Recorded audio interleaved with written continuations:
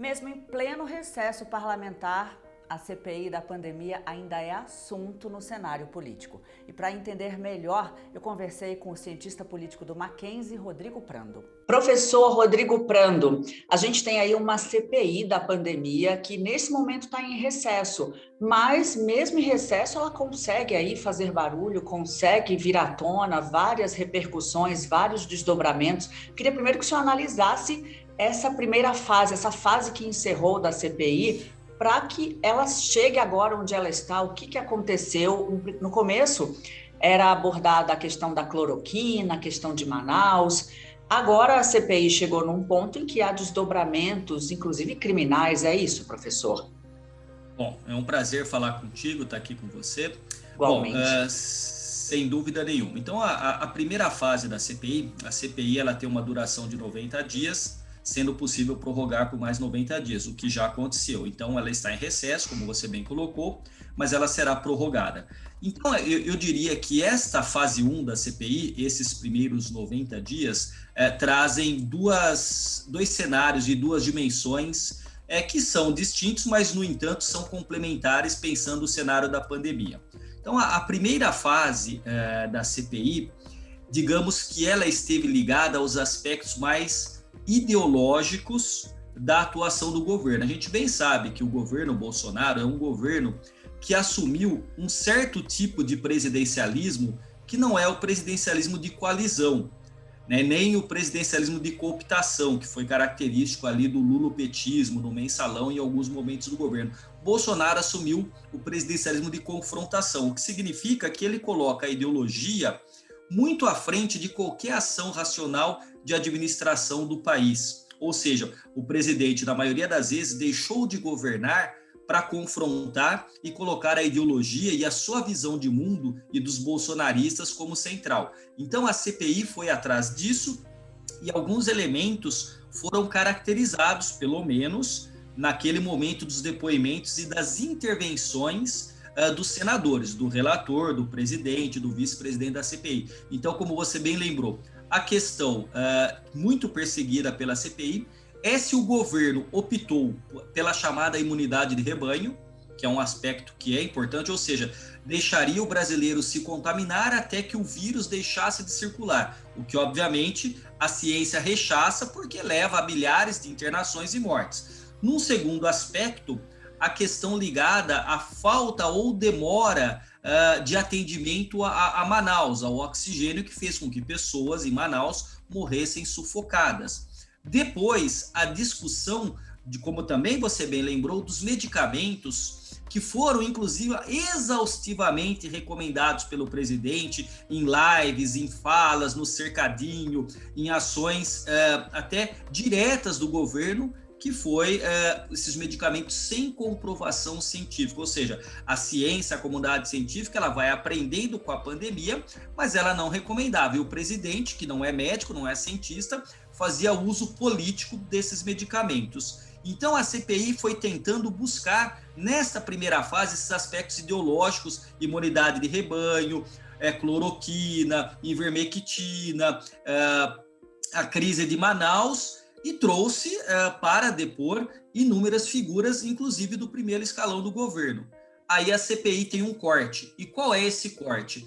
É a saída desse aspecto ideológico que tem implicações na política pública de saúde do brasileiro, no agravamento da pandemia, do constante fato do presidente aglomerar e evitar o uso de máscaras, trazer... Então, assim, como eu digo, né, o governo Bolsonaro, ele se alicerça em fake news, pós-verdade, negacionismo e teorias da conspiração. Professor, então, e essa segunda fase, os desdobramentos dessa etapa? Queria que o senhor explicasse para a gente.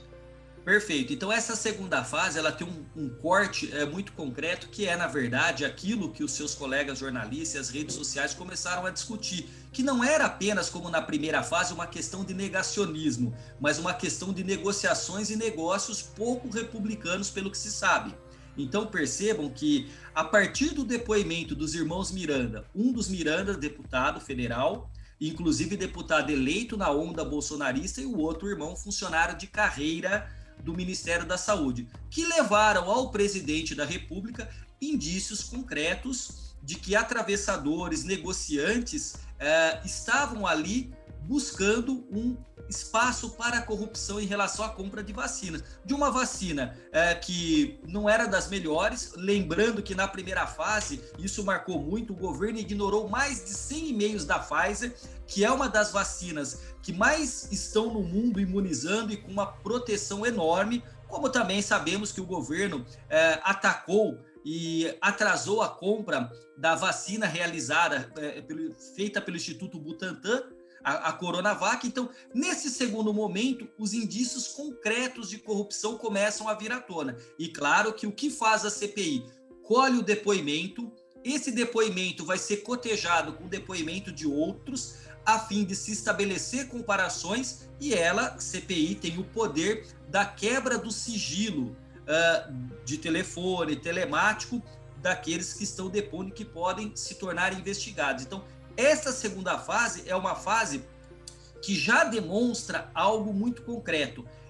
Ainda que nós não tenhamos como antever o resultado jurídico, politicamente o presidente Bolsonaro está sucessivamente perdendo apoio. Então, aqueles que aprovam o governo Bolsonaro, e as pesquisas sempre indicaram que ele tinha 30% de apoio, nas últimas pesquisas já baixou. O que significa que um grupo daqueles que são considerados bolsonaristas raiz, na verdade se afastam do governo quando os indícios de corrupção está concretamente se caracterizando. Mas, professor, às vezes existe o bolsonarista raiz e existe aquele que antipetista raiz.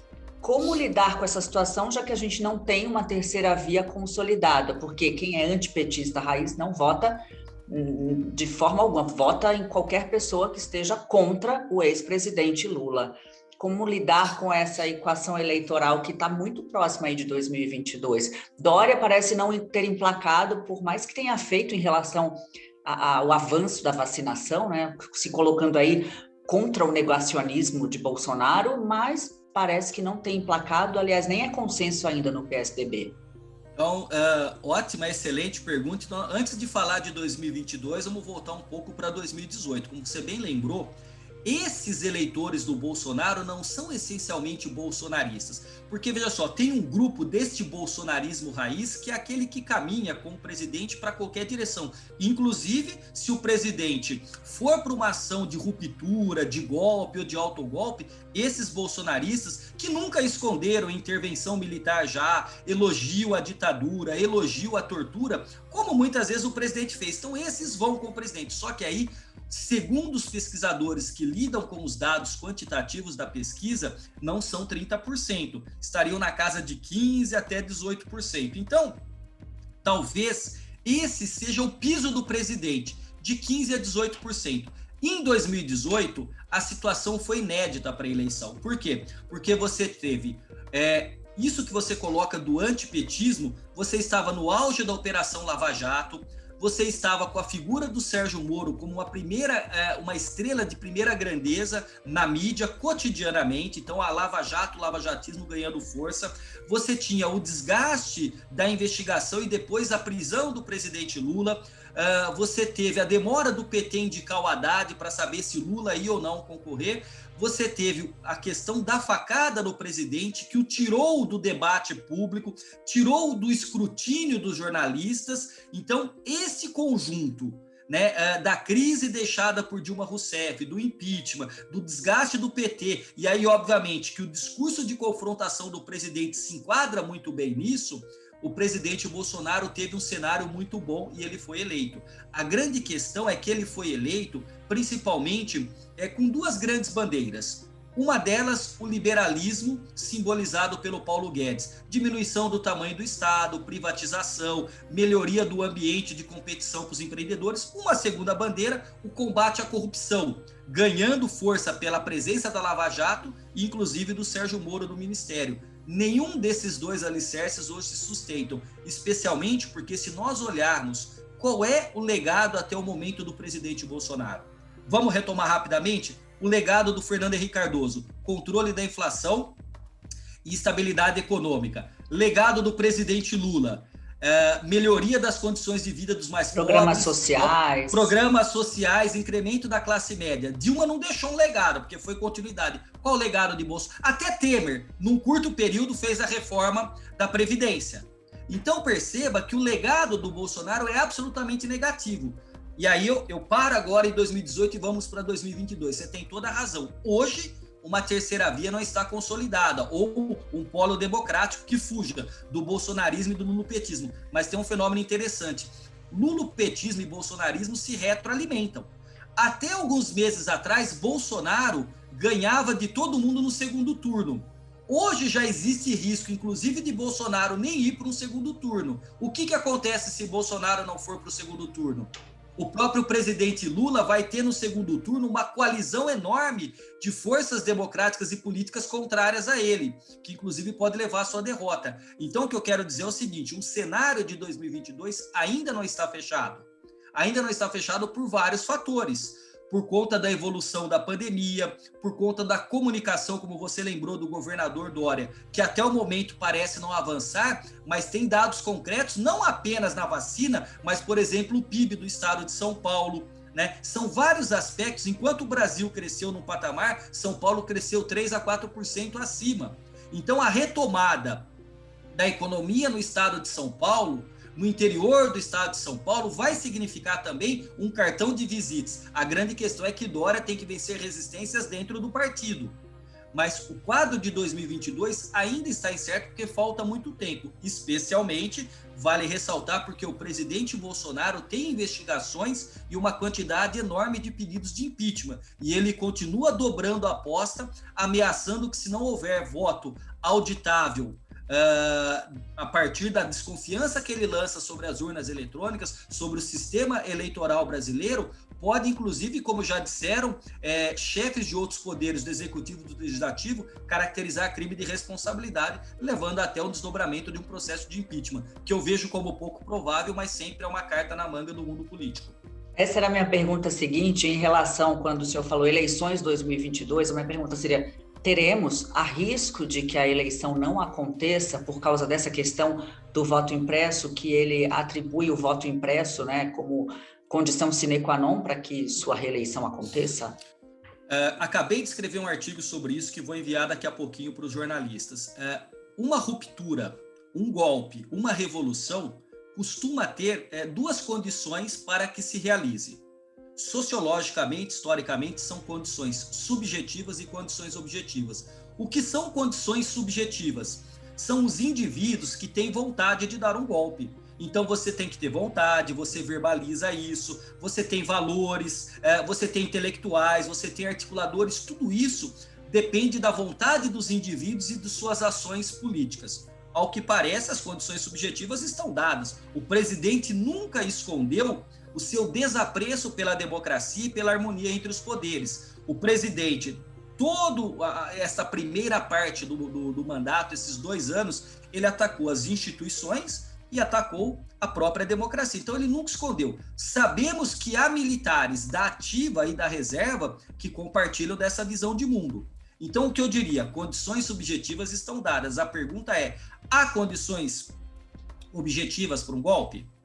Quais são as condições objetivas? Uma crise econômica profunda, as instituições deixando de funcionar, violência, fome, desemprego. A pergunta é: o PIB do Brasil, os empresários, o agronegócio, não é? O mercado financeiro embarca nisso, num quadro de deterioração social? A pergunta é: os 513 deputados, 81 senadores, 27 governadores e milhares de prefeitos e vereadores vão concordar com o fato de se suspender as eleições? Lembrando que a eleição com regularidade e alternância do poder é princípio basilar da democracia. A pergunta é: a mídia toda no Brasil, dado que nós somos uma sociedade em rede hiperconectada, será calada e censurada? Os grupos e os indivíduos que forem às ruas, que enfrentarão com destemor qualquer tipo de ação golpista e serão repelidos com violência, é isso que o Brasil quer? Superar mais de 500 mil de mortos numa pandemia e depois termos conflitos armados nas ruas? A pergunta é, países como os Estados Unidos ou países europeus lançariam fortes sanções contra o Brasil, o que nos isolaria e teria imediata ação no agronegócio, por exemplo, que é o setor que exporta, que conduz... Parceiros comerciais, né, que temos lá fora. Perfeito, justamente. Essas condições objetivas estão dadas? Eu creio que não. Então, inclusive, veja... os poderes também já manifestaram repúdio em relação a esse tipo de ideia, colocaram notas públicas manifestando completo repúdio, descartando essa possibilidade. Justamente, inclusive, o presidente da Câmara, Arthur Lira, segundo tem informações de um jornal, disse o seguinte: presidente, eu acompanho o senhor até o final, ganhando ou perdendo, mas não conte comigo para uma aventura golpista. A grande questão é, Bolsonaro hoje está deixando claro qual caminho ele seguirá. Um caminho análogo ao de Donald Trump, que fez invasão do Capitólio.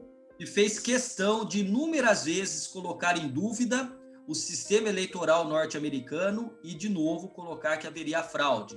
Como lá atrás o Trump colocou em dúvida até mesmo que o Barack Obama fosse norte-americano, e foi uma fake news, uma das primeiras fake news que teve muito poder. Então a questão é, tem que ter muito cuidado com isso, porque esse discurso pode desencadear em 2022 naquilo que eu encerro meu artigo dizendo o seguinte: 2022 será o grande teste para a democracia, para as instituições e, no limite, para a própria sociedade brasileira. Eu acho que terá eleição. Será normal? Longe disso. Sob o governo de Bolsonaro e a força dos bolsonaristas, há 4 anos o Brasil não vive sua normalidade. Tá? Maravilha, professor. Queria agradecer esse bate-papo e convidá-lo para, nas próximas vezes, daqui para 2022, a gente possa discutir muito e esclarecer bastante esse cenário político que o Brasil vive e viverá por um bom tempo, pelo que o senhor falou, né? Sem dúvida nenhuma. Estou à disposição de vocês, é sempre um prazer falar aqui e, obviamente, que nós aqui na universidade também estamos à disposição para várias outras pautas que vocês precisarem. Meu grande abraço e conte conosco.